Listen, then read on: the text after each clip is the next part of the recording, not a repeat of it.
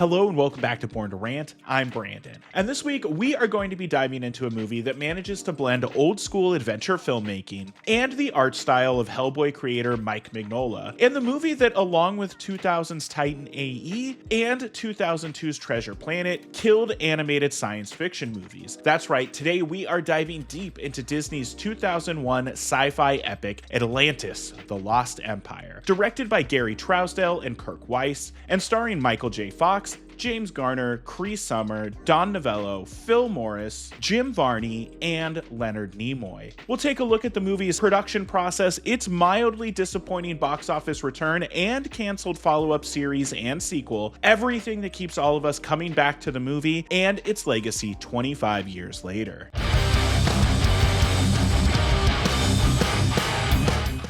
Now, Atlantis is a movie that I vividly remember coming out, and I remember really wanting to see it, but for whatever reason, I ended up missing it in theaters, so I rented it when it came out, and I do remember really enjoying the movie, but it was the only time that I ended up seeing the movie as a kid. Then I sort of rediscovered this movie in my early 20s when it was added to Netflix or Hulu, and I remember watching it and immediately thinking, oh my god, is this movie just animated Stargate? And while this movie does share a lot of DNA with Stargate and a couple Miyazaki projects, apparently, I do think that Atlantis really carves out its own niche in the world of adventure storytelling. Specifically, I think that the society of Atlantis is really unique and different than other stories in the same vein. It would have been really easy for the team behind this movie to just have made the Atlantean culture an offshoot of Greek culture, but instead, this Atlantis feels wholly unique in every single way. But before I start dissecting this movie too hard, let's go back in time and learn a little bit more about the history of Atlantis,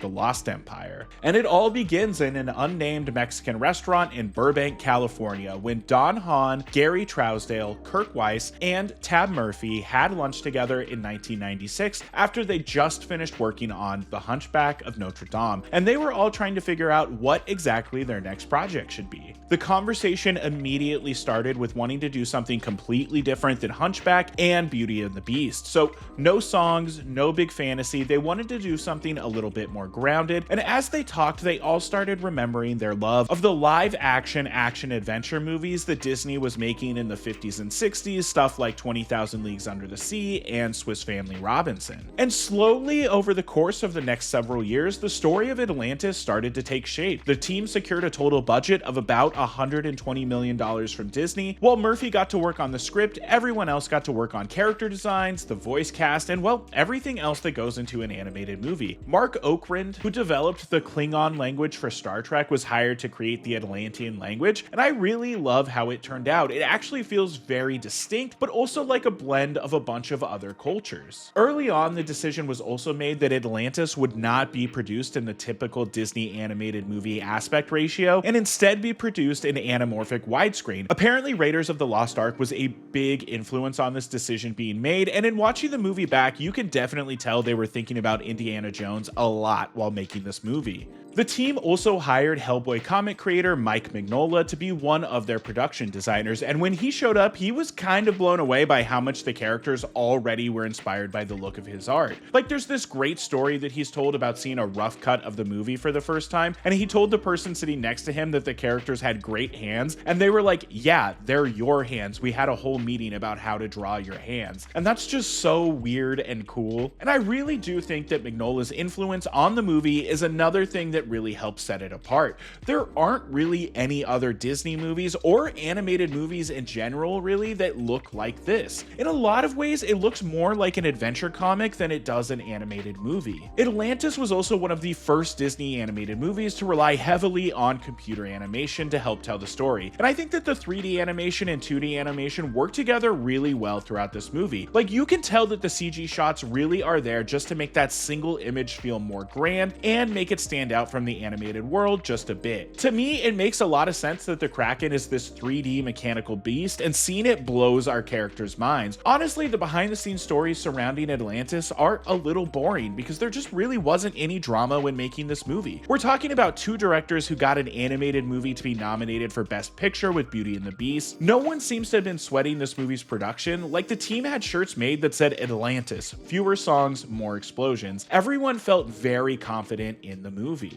And the biggest note that the team got from a storytelling and pacing perspective is that originally this was set to open with this prologue featuring Vikings using the Shepherd's Journal to find Atlantis before immediately being taken out by the Kraken. But as story supervisor John Sanford pointed out, this prologue didn't really serve the story in any meaningful way. So the decision was made to scrap what I have to imagine was a multi-million-dollar sequence and start from scratch. And that's how we ended up getting this movie's excellent prologue featuring the fall of Atlantis, which introduces us to the Atlantean culture and Kita immediately. So when the Atlanteans come back in the second act of the movie, we're excited and happy to see them again. And on June 15th, 2001, Atlantis: The Lost Empire was released into theaters, and on its opening weekend, it would make just $20.3 million against its $120 million budget and place second at the box office behind the opening weekend of Lara Croft: Tomb Raider. And worldwide, Atlantis would only go on to gross a total of $186 million, making it a mild disappointment for Disney and the team. Atlantis didn't even do very well with critics, with most of them pointing to the fact that the pacing felt a little uneven. But here's the thing, when Atlantis was released onto home video in January of 2002, it would go on to make over $150 million,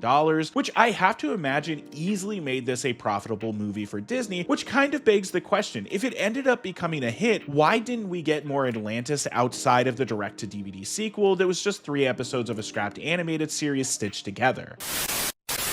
Apologies for the interruption, but before we go any further, I wanted to just jump in and remind you that Born to Rant is a completely independent channel, and I use no AI in the making of my videos. And if that means anything to you at all, you liking the video or subscribing to the channel would mean the world. It really helps out small creators like myself. And with all of that out of the way, I think it's time for us to catch a submarine and head to the Lost Empire of Atlantis.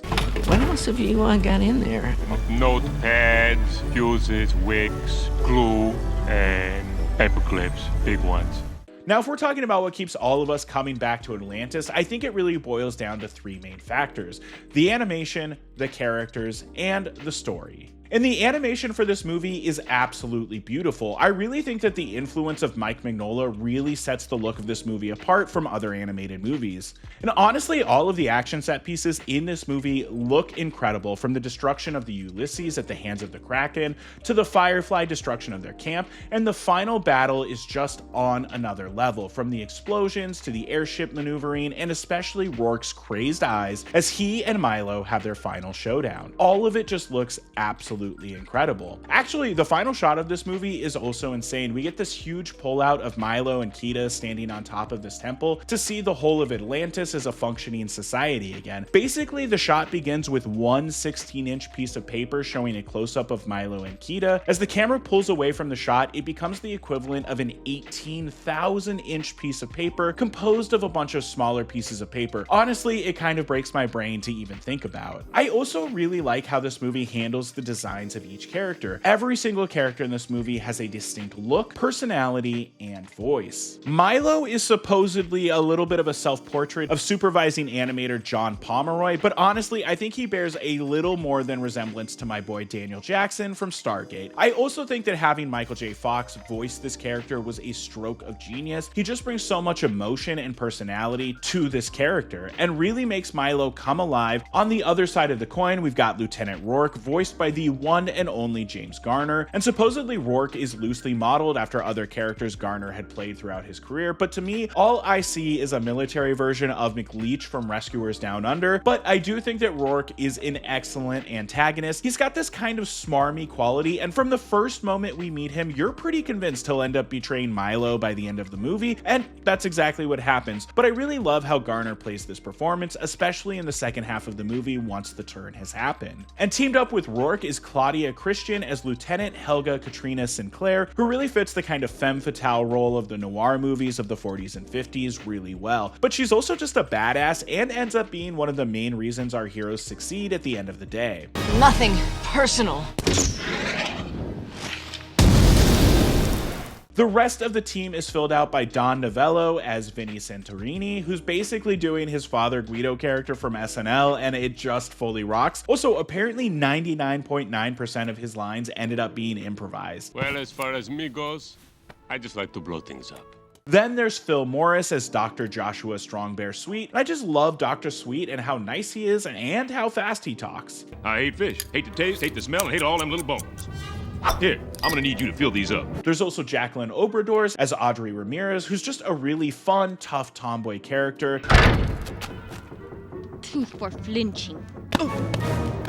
Corey Burton as Gaten Mole Moriere, who's just the silliest, most over-the-top character in the entire movie. Well, actually, it's a three-way tie between Mole and Jim Varney as Cookie, and Florence Stanley as Wilhelmina Bertha Packard, who's just constantly chain-smoking and is uninterested in what's going on around her. And fun fact, this is one of the last Disney movies to ever feature a character smoking cigarettes. I got the same problem with sauerkraut. And then, of course, with the Atlanteans, we get Cree Summer as Kita, who is just excellent. She's so assertive and fast-talking in this role, and it really is just a crime that Disney doesn't consider Kita to be a proper Disney princess, even though she clearly is. And finally, we've got the one and only Leonard Nimoy as the King of Atlantis, and I think Nimoy was a really excellent choice for this role. His voice just has a certain commanding quality to it that works really well with this character. Return to your people. You must leave Atlantis at once. Oh, and real quick, we just have to briefly mention James Newton Howard's excellent score for this movie. I feel like he really just captures the old school adventure vibes really, really well.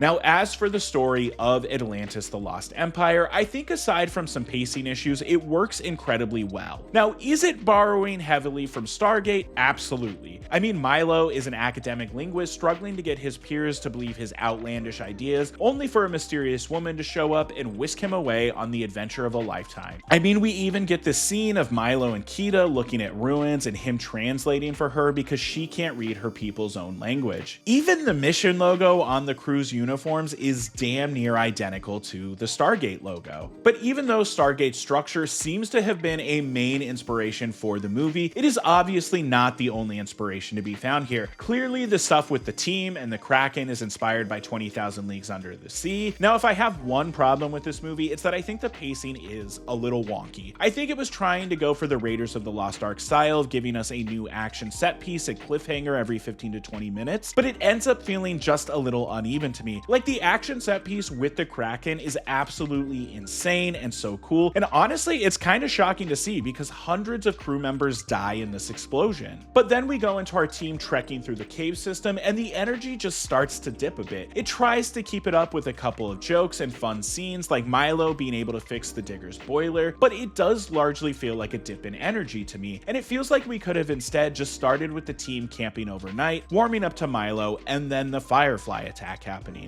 But that's quite literally my biggest complaint with the movie. Overall, I really like the reveal of Atlantis and that the king doesn't want them there. I also really enjoy Milo and Kita's couple of scenes they have together where it's revealed that their written language has been lost to time, and then he helps her start this cool air bike, and then their swim is also just awesome. And then there's the turn of the crew, which I also think is played really excellently. I love how disappointed Milo is in all of his new friends, and the way he can't help but continuously call them out for it. The sequence of Milo, Rourke, Helga, and Kita finding the crystal is also another standout moment, and it really kicks off the third act nicely. It feels genuinely kind of creepy because we don't know what's going on, and Kita becoming possessed by the crystal is very cool and unsettling. And the final action set piece is just excellent from start to finish. I especially love the slow turn of the crew on Rourke. I think Vinny says it best. We've done a lot of things we're not proud of. Robbing graves, plundering the tombs, but nobody got hurt.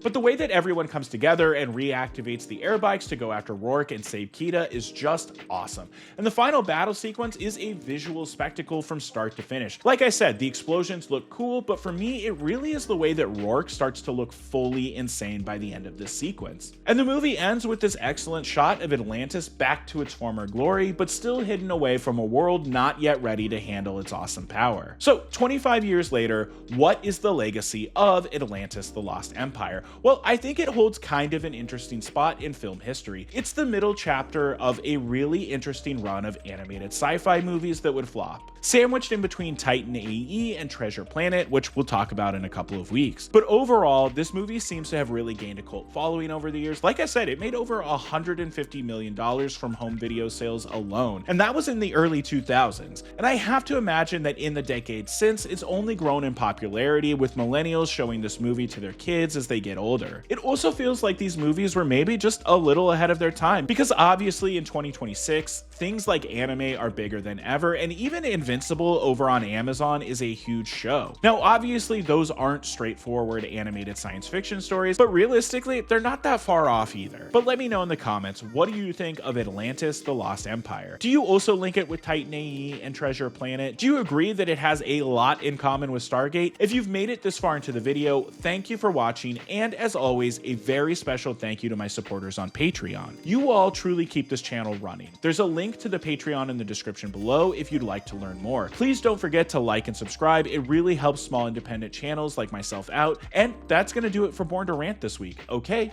thank you. Bye bye.